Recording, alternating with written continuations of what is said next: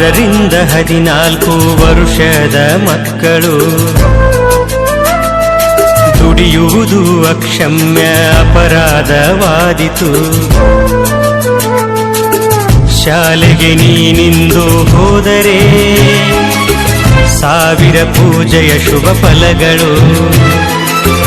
ಬಡತನ ಎಂಬುದು ಸದ್ಯಕ್ಕೆ, ಸಿರಿತನ ಎಂಬುದು ನಾಳೆಗೆ.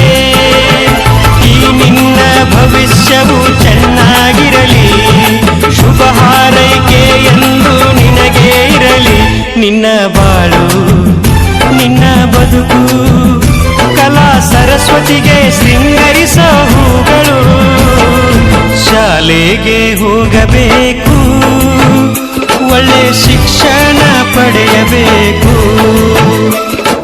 ಶಾಲೆಗೆ ಹೋಗಬೇಕು, ಒಳ್ಳೆ ಶಿಕ್ಷಣ ಪಡೆಯಬೇಕು.